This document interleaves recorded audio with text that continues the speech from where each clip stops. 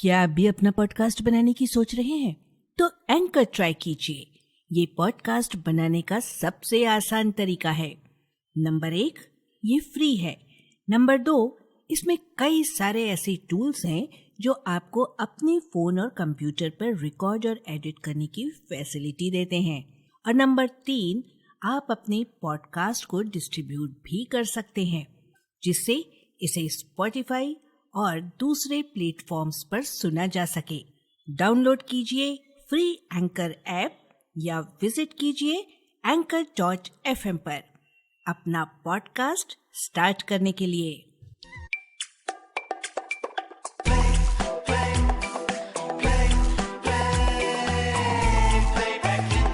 एक गीत 100 अफसाने।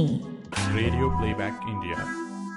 नमस्कार दोस्तों, एक गीत 100 अफसाने की एक और कड़ी, आज 75वीं कड़ी के साथ हम हाजिर हैं आपके बीच। नमस्कार संज्ञा का। आज का अंक है 75वां अंक। फिल्म संगीत की रचना प्रक्रिया और विभिन्न पहलुओं से संबंधित रोचक प्रसंगों, दिलचस्प किस्सों और यादगार घटनाओं को समेटने वाला रेडियो प्लेबैक इंडिया का ये साप्ताहिक स्तंभ आप लोगों के सहयोग से इस मंजिल तक पहुंच पाया है। विश्वसनीय सूत्रों से प्राप्त जानकारियों और हमारे शोधकर्ताओं की निरंतर खोजबीन से इकट्ठा किए गए तथ्यों से परिपूर्ण होती है एक गीत 100 अफसाने की ये श्रृंखला। आज के इस अंक में आप सभी का स्वागत। इस अंक के लिए हमने चुना है वर्ष 1990 की चर्चित फिल्म आशिकी का गीत मैं दुनिया भुला दूंगा तेरी चाहत में। अनुराधा पौडवाल और कुमार सानू की आवाजें, समीर के बोल और नदीम श्रवण का संगीत। क्या रिश्ता है चाहत एल्बम और आशिकी फिल्म का? कैसे बनी गुलशन कुमार, अनुराधा पौडवाल, कुमार सानू, समीर और नदीम श्रवण की टीम आशिकी? कैसे बने इस फिल्म के गीत? फिल्म के सभी गाने एक से बढ़कर एक हैं, पर फिर भी क्यों खास है मैं दुनिया भुला दूंगा ये गीत? ये सब कुछ आज के इस अंक में शोध और आलेख सुजॉय चैटर्जी का है। प्रस्तुत कर रहे हैं सुशील पी।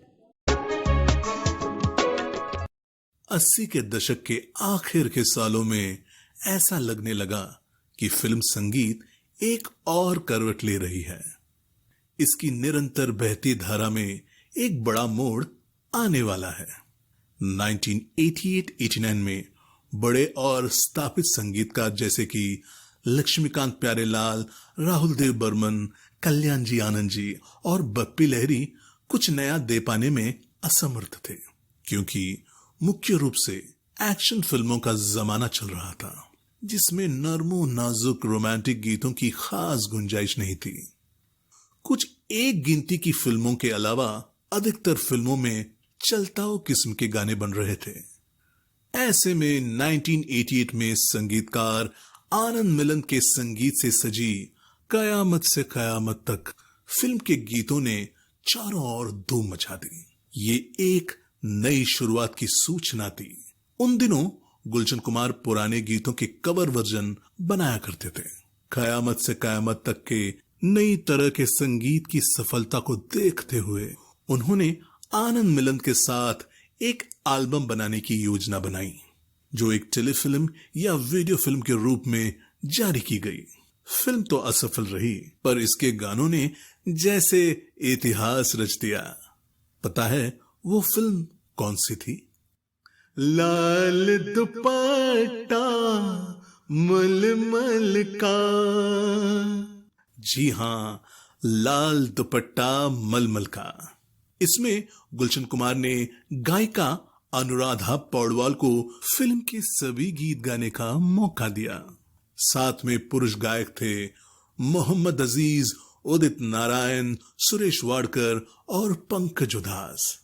कयामत से कयामत तक और लाल दुपट्टा मलमल का के गीतों की अपार सफलता ने यह साबित कर दिया कि फिल्म संगीत में एक नए युग की शुरुआत हो चुकी है। लाल दुपट्टा मलमल का के निर्माणाधीन काल में ही गुलशन कुमार चाहत शीर्षक के एक अन्य म्यूजिक एल्बम की भी योजना बना रहे थे। दोस्तों, ये वही चाहत एल्बम है जो आगे चलकर फिल्म आशिकी के नाम से जानी गई। इस बारे में हम आगे बात करेंगे।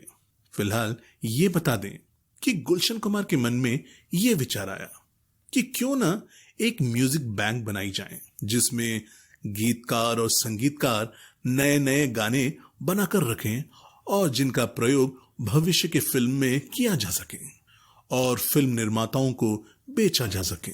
इस राह में अनुराधा पौडवाल ने संगीतकार जोड़ी नदीम श्रवण को गुलशन कुमार से मिलवाया, क्योंकि अनुराधा जी को यह बात मालूम थी कि नदीम श्रवण के पास बहुत से स्टॉक सॉन्ग्स उपलब्ध हैं। इस तरह से चाहत उर्फ आशिकी के लिए संगीतकार चुना गया था नदीम श्रवण को, जो पिछले 17 सालों से फिल्म जगत में अपने कदम जमाने की लगातार कोशिश कर रहे थे। इन 17 सालों में कुछ 15-16 फिल्मों में संगीत देने के बावजूद वो एक बड़े ब्रेक की तलाश में थे। विविध भारती के एक साक्षात्कार में श्रवण राठौड़ उस समय की हाल कुछ इस तरह से बयां किया था।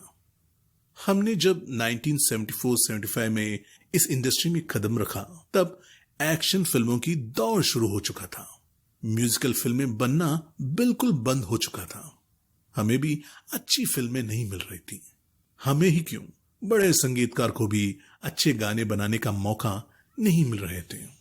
80 का दौर फिल्म संगीत के लिए बहुत ही भयानक था। हम दोनों को समझ नहीं आ रहा था कि करे तो क्या करें। फिल्म मैंने जीना सीख लिया के लिए पुरस्कार मिलने के बाद भी हमारा समय नहीं बदला। हॉरर फिल्मों में संगीत देने का ऑफर मिलते थे और हॉरर फिल्मों में गाने होते नहीं थे। 1986-87 में हमने ये फैसला कर लिया कि 1 साल और इंतजार करेंगे। अगर तब भी कुछ नहीं हुआ तो दोनों मिलकर कोई और बिजनेस शुरू करेंगे, लेकिन नदीम श्रवण के नाम से ही करेंगे। और तभी 1988 में हमें मौका मिला गुलशन कुमार की आशिकी में काम करने का। And rest is history. इसी तरह गीतकार समीर भी इस टीम का हिस्सा बन गए। तो दोस्तों, इस तरह से गुलशन कुमार, अनुराधा पौडवाल, समीर और नदीम श्रवण की टीम बन गई। अब बात करेंगे इस म्यूजिक एल्बम में गाने वाले मेल सिंगर की। जब एक तरफ कयामत से कयामत तक और लाल दुपट्टा मलमल का के गाने लोकप्रियता की बुलंदियों को छू रहे थे और अनुराधा पौडवाल, अलका याग्निक और उदित नारायण नए दौर के पार्श्व गायकों में अपने पैर लगभग जमा चुके थे, वहीं दूसरी तरफ नवोदित गायक सानू भट्टाचार्य का संघर्ष का समय चल रहा था। हालांकि 1989 में सानू भट्टाचार्य को फिल्म हीरो हीरालाल में एक गीत गाने का मौका मिला, पर किसी ने उनकी तरफ कोई ध्यान नहीं दिया। जगजीत सिंह साहब ने उन्हें कल्याण जी के पास ले गए, जो नए कलाकारों को मौका देने के लिए जाने जाते हैं। लेकिन मौका देने से पहले कल्याण जी भाई ने सानू भट्टाचार्य का नाम बदलकर कुमार शानू कर दिया और 1989 की अपनी अगली फिल्म जादूगर में गीत गाने का मौका दिया। रफी साहब के मौत के बाद उनकी शैली में गाने वाले बहुत से गायक इंडस्ट्री में छाए हुए थे, पर किशोर कुमार, जिनका हाल ही में अचानक निधन हो गया था, उनकी जगह उनकी शैली में गाने वाला कोई भी नया गायक उस समय नहीं था। ऐसे में जैसे ही जादूगर के गीत जारी हुए, फिल्म जगत में ये बात फैल गई कि किशोर की शैली में गाने वाला एक नया लड़का आया है। बस फिर क्या था, गुलशन कुमार की भी नजर उन पर पड़ी और उनकी आंखों के सामने अनुराधा पौडवाल और कुमार शानू की जोड़ी जैसे नए जमाने की लता मंगेशकर और किशोर कुमार की जोड़ी जैसी नजर आई। उन्हें आशिकी के लिए अपना लता किशोर मिल गया था। अब एक बार फिर से रुख करते हैं श्रवण राठौड़ के उसी साक्षात्कार की ओर, जिसमें वे बता रहे हैं कि कैसे रचे गए थे आशिकी के गाने। श्रवण कहते हैं, 1975 से लेकर 1988 तक हमने बहुत कड़ी मेहनत की और इन सालों में हमने करीब 10,000 कंपोजिशन बनाए और हमारा स्टॉक बनता गया। जो गीत हमने 15-16 साल पहले कंपोज किया था वो अब जाकर पॉपुलर हुआ। कोई ये कैसे हजम कर पाता, फिल्म आशिकी के लिए पहले हमने 4 गाने कंपोज किए। मैं दुनिया भुला दूंगा तेरी चाहत में, सांसों की जरूरत है जैसे, सांसों की जरूरत है जैसे, जिंदगी के लिए नजर के सामने, जिगर के पास, नजर के सामने, जिगर के पास। और चौथा गाना था दिल है कि मानता नहीं। पर महेश भट्ट साहब ने कहा कि दिल है कि मानता नहीं कितना खूबसूरत गीत है, इसे हम किसी दूसरे फिल्म में यूज करेंगे, बल्कि इस गीत को लेकर एक दूसरी फिल्म ही बना डालेंगे। ऐसा बहुत कम होता है कि किसी गाने के आधार पर कोई फिल्म बनी हो। और अब आशिकी फिल्म के गीतों के बारे में गीतकार समीर के उद्गार भी सुन लिया जाए। एक साक्षात्कार में उन्होंने कुछ महत्वपूर्ण जानकारियों की पुष्टि की है। उन्होंने कहा कि गुलशन कुमार कोई फिल्म नहीं बना रहे थे, बल्कि म्यूजिक बैंक क्रिएट कर रहे थे, जिसके लिए कुछ गाने रिकॉर्ड करने के लिए कह रहे थे। पर गुलशन कुमार ने टीम से कह रखा था कि अगर उन्हें कुछ गाने पसंद आ जाएंगे तो वो फिल्म निर्माताओं को सुनवाएंगे, जिसके आधार पर वे फिल्म निर्माता फिल्म का निर्माण कर सकते हैं। पर गुलशन कुमार ने खुद फिल्म बनाने की नहीं सोची थी। तो जब नदीम श्रवण, समीर, अनुराधा पौडवाल और कुमार शानू ने पहला गीत रिकॉर्ड किया, मैं दुनिया भुला दूंगा तेरी चाहत में, तो इसे काफी सराहना मिली। अब गुलशन कुमार एक म्यूजिक एल्बम बनाने की सोची, जिसके लिए शीर्षक सोचा गया चाहत, जो कि इसी गीत के मुखड़े का एक शब्द है, यानी कि मैं दुनिया भुला दूंगा इस एल्बम का शीर्षक गीत बन गया। पर होनी को कुछ और ही मंजूर था। जब 5-6 गाने रिकॉर्ड हो गए, तब महेश भट्ट एक दिन उन्हें सुन लिया और वे इतने प्रभावित हुए कि उन्हें लगा कि इन गीतों को शामिल करते हुए उन्हें एक कहानी लिखनी चाहिए। और इस तरह से फिल्म आशिकी की कहानी लिखी गई। बड़ी मजेदार बात है कि जहां फिल्मों की कहानी के सिचुएशन के अनुसार फिल्म के गाने लिखे जाते हैं, वहां इस फिल्म के गाने पहले बने और उन गानों के इर्द गिर्द कहानी लिखी गई। ऐसे बनी आशिकी, और आशिकी का नाम फाइनल होने के बाद फिल्म का शीर्षक गीत लिखा गया। बस एक सनम चाहिए आशिकी के लिए। गुलशन कुमार आशिकी को फिल्म के रूप में बनाने के पक्ष में नहीं थे। गीतकार समीर बताते हैं कि भले ही गुलशन कुमार फिल्म निर्माण के लिए बड़ी मुश्किल से तैयार हो गए थे, पर फिल्म की शूटिंग पूरी हो जाने पर भी समस्या समाप्त नहीं हुई। एक दिन उन्हें गुलशन कुमार का कॉल आया कि लोग कह रहे हैं कि फिल्म के गाने तो बढ़िया हैं, पर ऐसा नहीं लग रहा कि ये किसी फिल्म के गाने हैं, बल्कि ऐसा लग रहा है कि प्राइवेट एल्बम के गाने हैं। गुलशन कुमार ने यहां तक कह दिया कि अब उन्हें सोचना पड़ेगा कि फिल्म को वाकई रिलीज की जानी चाहिए या नहीं। समीर घबरा गए और महेश भट्ट व नदीम श्रवण के साथ अर्जेंट मीटिंग की। पर महेश भट्ट उनसे मिले और उन्हें यह लिख कर दिया कि अगर आशिकी म्यूजिकल फिल्मों के इतिहास का एक मील का पत्थर साबित नहीं हुआ तो वे फिल्म निर्देशन छोड़ देंगे। गुलशन कुमार ने उनसे ये भी कहा क्योंकि फिल्म के हीरो हीरोइन नए कलाकार हैं, इसलिए दर्शक उन्हें कैसे ग्रहण करेंगे इस पर उन्हें संदेह है।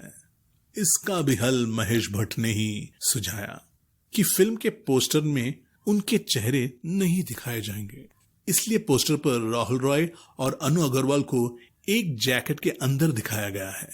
महेश भट्ट के प्रस्ताव से अंत में गुलशन कुमार सहमत हो गए। और फिल्म को प्रमोट करने के लिए हर संभव प्रयास करने का आश्वासन दिया। दोस्तों, फिल्म आशिकी के सभी गाने जबरदस्त कामयाब रहे। ऐसे में आज के अंक के लिए किसी एक गीत को चुनना बड़ा मुश्किल काम था। पुरस्कारों की बात करें तो उस साल फिल्म फेयर अवार्ड्स में नदीम श्रवण को पूरे एल्बम के लिए सर्वश्रेष्ठ संगीतकार का पुरस्कार तो मिला ही, नजर के सामने जिगर के पास गीत के लिए समीर को सर्वश्रेष्ठ गीतकार और अनुराधा पौडवाल को सर्वश्रेष्ठ पार्श्व गायिका का पुरस्कार मिला। कुमार शानू को सर्वश्रेष्ठ पार्श्व गायक का पुरस्कार मिला इस गीत के लिए। अब तेरे बिन जी लेंगे हम, जहर जिंदगी का पी लेंगे हम। गीतकार रानी मालिक का नाम नामांकित हुआ था इस गीत के लिए। धीरे धीरे से मेरी जिंदगी में आना, धीरे धीरे से दिल को चुराना, धीरे धीरे से मेरी जिंदगी में आना, धीरे धीरे से दिल को चुराना। अब ऐसे में आप सोच रहे होंगे कि इन सभी पुरस्कृत गीतों के बजाय हमने मैं दुनिया भुला दूंगा गीत को क्यों चुना, है ना? इसका कारण वही है जिस पर हम बात कर चुके हैं। यही वो पहला गीत है जो बना था और जिसके आधार पर एल्बम का नाम चाहत रखा गया था। अगर ये गीत इतनी अच्छी न बनी होती तो शायद ये एल्बम भी बना नहीं होता और शायद आशिकी फिल्म भी न बनी होती। अब सुनते हैं ये गीत।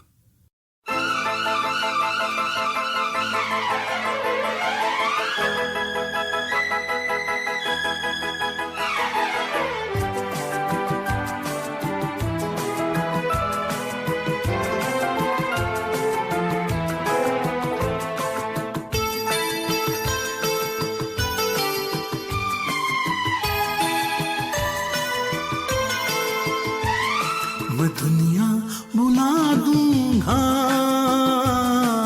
तेरी चाहत में, मैं दुनिया भुला दूंगा तेरी चाहत में। हो दुश्मन जमाना मुझे ना भुलाना, मैं खुद को मिटा दूंगा तेरी चाहत में।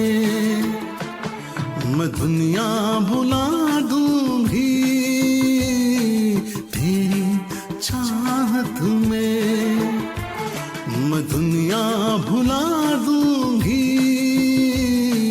तेरी चाहत में। तेरा साथ छूटा ये वादा जो टूटा, मैं खुद को मिटा दूंगी चाहत में। मैं दुनिया भुला दूंगा तेरी चाहत में।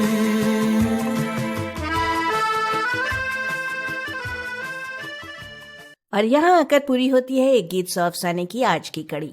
आशा है आपको पसंद आई होगी। शोध और आलेख सुजॉय चैटर्जी का, वाचन स्वर सुशील पी का और प्रस्तुति संज्ञा टंडन की। तो अब दीजिए आज के लिए इजाजत। अगले हफ्ते फिर मिलेंगे एक और गीत की जानकारी के साथ। नमस्कार। एक गीत सौ अफसाने। Radio Playback India.